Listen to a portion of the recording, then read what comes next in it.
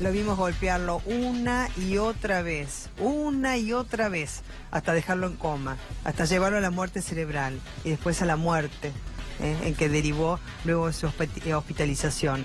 Estamos hablando de ese supuesto incidente de tránsito, porque ni siquiera parece que hubo un roce, pero se lo hubiese visto, o sea, si hubiese habido un roce, a ver, si hubiese habido, les digo más, un choque, lo que quieran, nada amerita ver las imágenes que vimos, que gracias a las cámaras de seguridad nosotros tenemos en tiempo y forma y cronológicamente podemos computar hasta la cantidad de puños que propinó sobre la cabeza del taxista. Me refiero a este taxista que después de ese supuesto incidente de tránsito frena, se baja del taxi y hace lo propio también el conductor de la camioneta que estaba frenada unos metros más allá.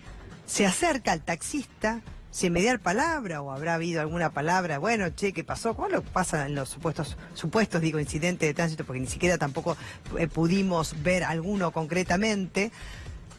Es que empieza a pegarle, le pega, ahí está, empieza a pegarle, le pega patadas y le sigue pegando, es karateca además, con lo cual a mí me parece que agrava mucho la situación. Le sigue pegando, lo tira al piso, le sigue pegando patadas y ahí se pueden contar 8 trompadas. Con el puño le pega en la cabeza. Lo deja ahí, no sé cómo hace para pararse después en algún momento el taxista, porque es derivado, digamos, para ser internado en coma y tenía muerte cerebral y después finalmente falleció. Con lo cual la tentativa de homicidio, que fue establecida en la carátula con los tecnicismos legales que le comentaba anteriormente, porque cuando viene el abogado defensor, pues como huyó, el conductor de la camioneta no se había presentado ante la justicia, se presenta con el abogado defensor después y ya el abogado, como había hecho una presentación de exhibición de prisión, entonces no lo podía dejar detenido. Como hubo una apelación, tenía que resolver la Cámara de La Plata, la Cámara de Apelaciones, justamente para, poder detenerlo. Ahora, cuando se cambia la carátula, porque el taxista lamentablemente fallece luego de estos golpes, en vez de tentativa de homicidio pasa a ser homicidio. Y ese homicidio es agravado, calificado por ensañamiento y alevosía, porque además, le propina golpes de tal manera de,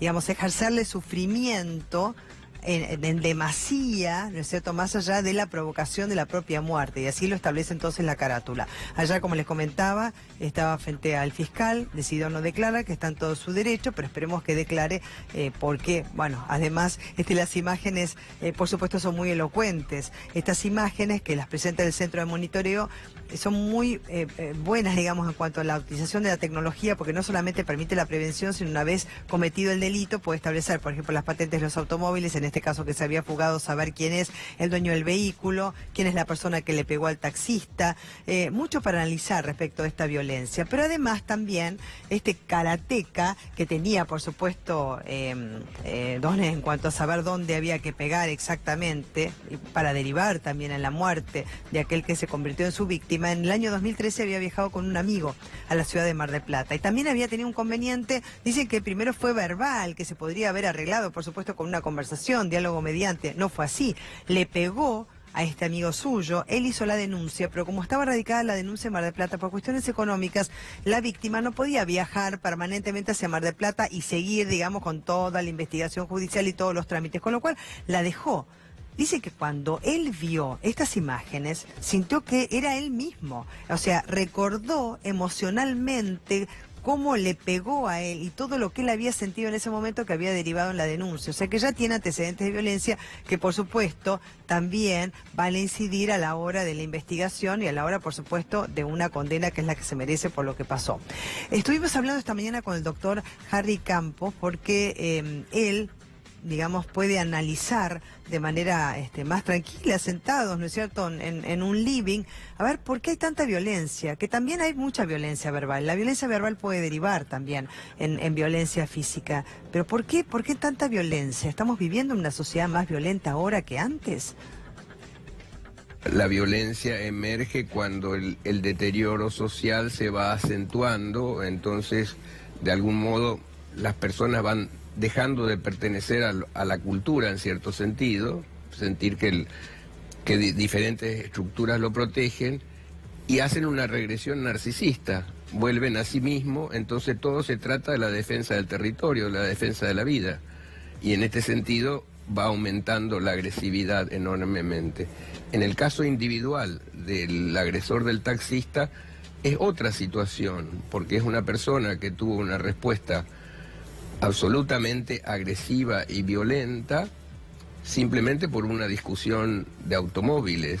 Entonces, esta persona vemos que tiene una estructura narcisista en donde su auto o la ofensa que puede haber representado, algo que pudo haberle dicho el taxista, impacta seriamente en sí mismo y él hace una respuesta de supervivencia, digamos, una respuesta adaptativa de supervivencia, manejando un arma que son sus puños, porque es una persona que durante años se estuvo entrenando en una forma de karate que es particularmente violenta y mortal, que es el karate Kyoshu.